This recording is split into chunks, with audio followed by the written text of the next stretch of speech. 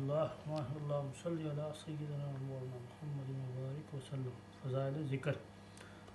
محمد صلی اللہ علیہ وسلم اللہ کے رسول ہیں، اور جو لوگ آپ صلی اللہ علیہ وسلم کی صحبت یافتہ ہیں وہ کافروں کے مقابلے میں تیز ہیں اور آپس میں مہربان۔ اور اے مخاطب، تو ان کو دیکھے گا کہ کبھی رکوع کر رہے ہیں اور کبھی سجدہ، اور اللہ کے فضل اور رضامندی کی جستجو میں لگے ہوئے، اور خشوع و خضوع کے ساتھ بوجہ تاثیر سجدہ کے ان کے چہروں پر نمایاں ہے۔ یہ ان کے صاف تورات میں ہیں اور انجیل میں۔ جیسے کھیتی کو اس نے اول اپنی سوئی نکالی، پھر اس کو کوی کیا، پھر وہ دیکھتے کھیتی اور موٹی ہوئی، پھر اپنے تنا پر سیدھی کھڑی ہوگی کہ کسانوں کو بلی معلوم ہونے لگی۔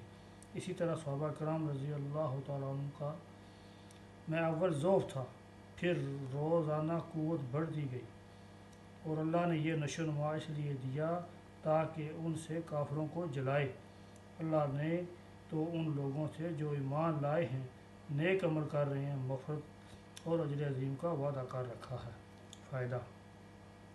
آیت شریفہ میں گو ظاہر طور پر رکوع، سجود اور نماز کی فضیلت زیادہ تر مقصود ہے، اور وہ تو ظاہر ہے، لیکن کلمہ طیبہ کے دوسرے جز محمد الرسول اللہ صلی اللہ علیہ وسلم کی فضیلت بھی اس سے ظاہر ہے۔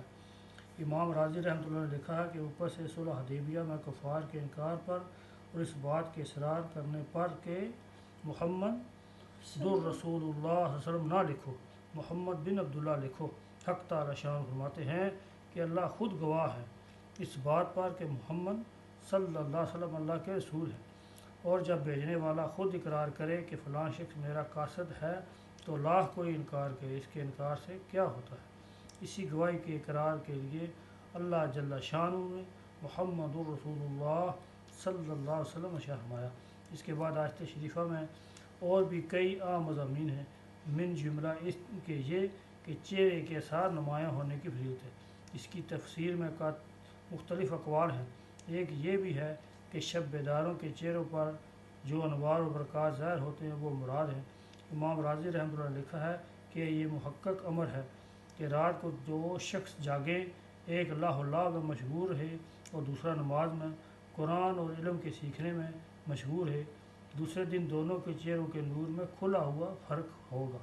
جو شخص اللہ میں مشغول ہے وہ اس جیسا ہو نہیں سکتا جو ذکر اور شکر میں رات بھر لگا دے۔